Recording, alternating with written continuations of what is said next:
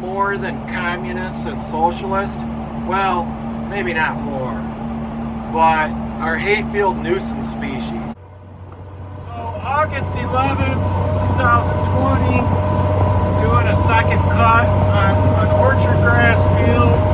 And what happens here, I'm in southeast Michigan, and a lot of the grass fields are grass mixed fields, but you see it more so on fields that are predominantly grass.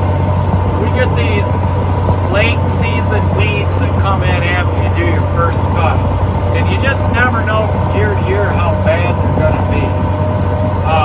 One of them is wild carrot, Queen Anne's lace.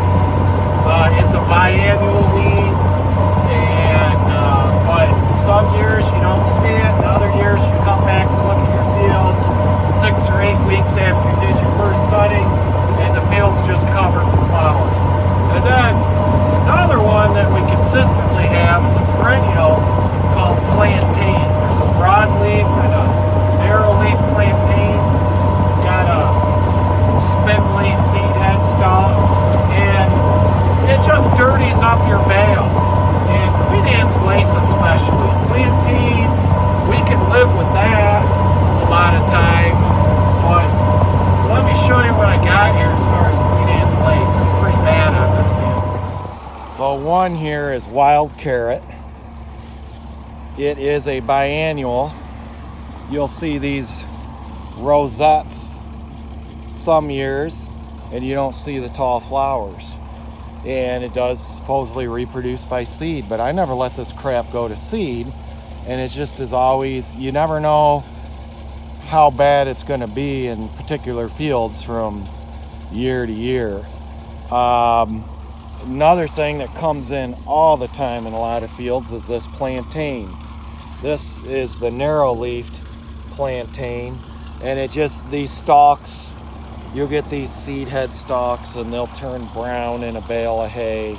They'll turn, and they just, nothing eats them, and they contaminate a bale, and they're just here. You can't get rid of them. I mean, I guess if this is a straight grass field, so I could probably come in here at 2,4-D and spray. You just never know ahead of time how bad your problem is going to be. You could come here next year and not see any wild carrot at all. But wild carrot in a bale is just horrible. I'd like to let this grow more, but my hope now is just get it cut now so I can get a third cutting off of this and save it.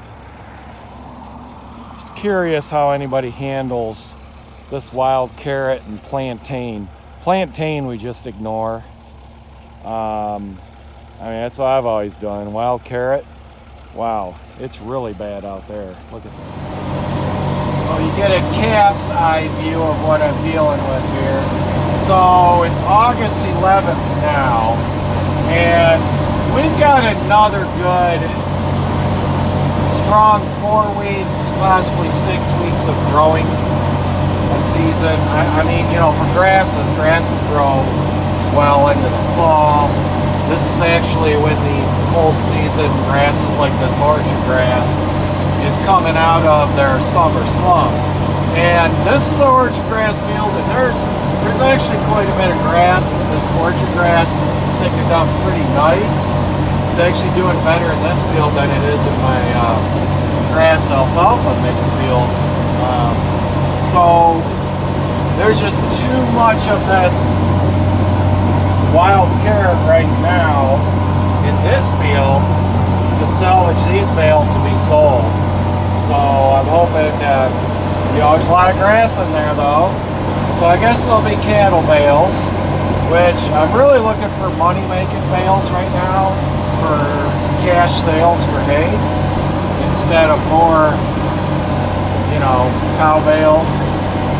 But get what you can, I guess. You gotta take what Mother Nature's throwing at you. I've never seen the wild carrot this bad in this field.